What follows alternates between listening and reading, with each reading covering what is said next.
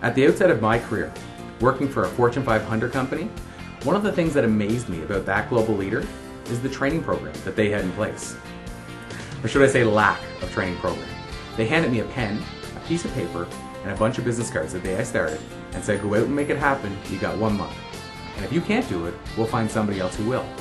So it's been my mission from that day forward to acquire the skills and knowledge that I would need to be able to teach other professionals so they wouldn't have to go through what I went through.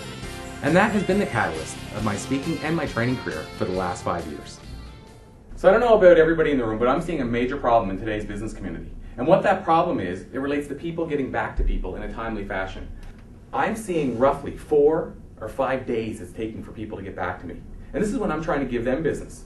As an example, recently I held a CD release party. I called 10 people, and here it is, 4 and 5 days later, and I've only heard back from 2.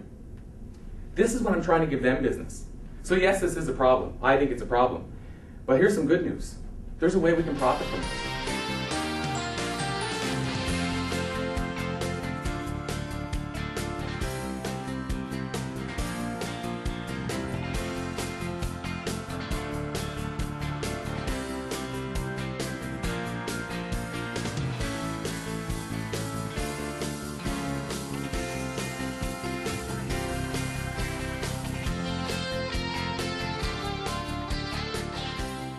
If you look at today's great leaders, one of the things that they almost all have in common, almost without exception, is that they're all great communicators.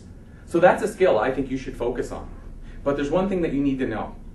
When it comes to communication, it's not just about what's coming out of your mouth. Hi, my name is Corey. I sell stuff. Do you buy stuff? That was my first call. Could have went a little smoother, I think. And I'm not so sure my next 2 calls were any better, to tell you the truth. But you know what? That's a part of the process. It's a part of growing. You know, I just moved out there. I was 19 years old. Rockstar. Well, at least that's how I felt about myself. I mean, so this gentleman, he sent me an email.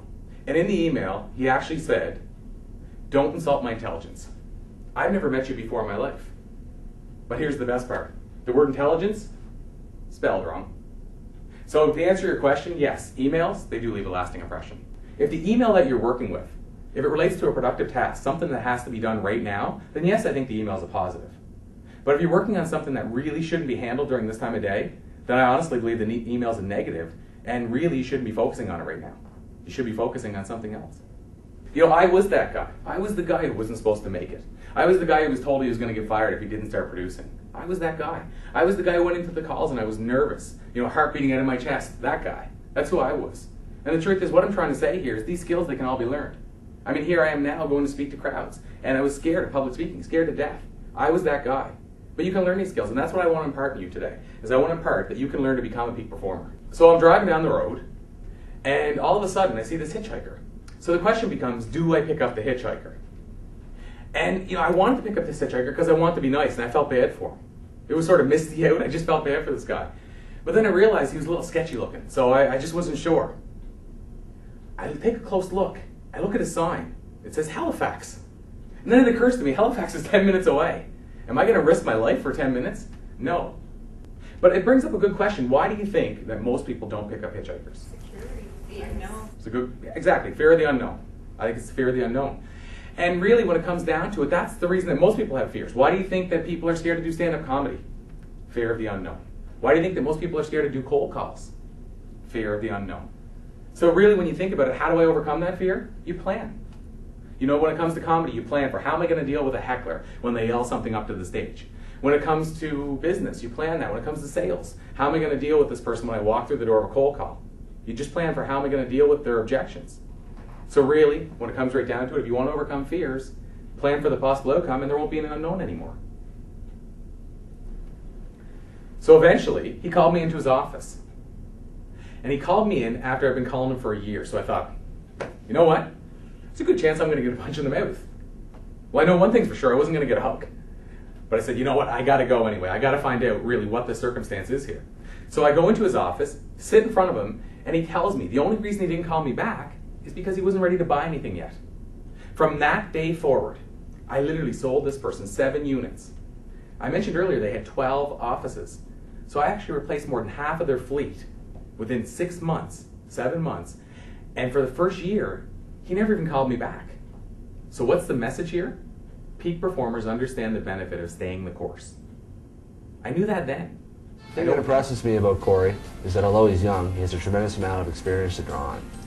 The advice and knowledge that he passes along is not just theoretical, it's actually tested by him firsthand. I find him also to be quite a dynamic and enthusiastic presenter, and any time I've ever listened to Corey, I've always found it to be a very valuable experience, and I've always had an enjoyable time as well. When I first heard Corey speak, I was so impressed that I decided to take one of his workshops. I later decided to hire him as a keynote speaker for a networking event that I was hosting. Corey's presentations are not only educational, but they're also very fun.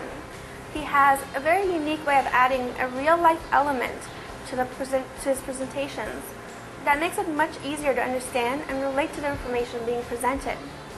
As a business person, it is very important for me to get a return on my investment, and with Corey, I always know I will. So she was the only person that followed up. And here I am hiring for an aggressive sales role, where I want the person to follow up with customers. She knew that. She got that. And I looked at that. I looked at that from the outside in and said, you know what? I interviewed 20 people. She's the only person that followed up. And the funny part is, the rest of those people, when I called them back to tell them they didn't get the position, they didn't know why. They couldn't understand it. There's another message you can take from this. Peak performers do what nobody else will.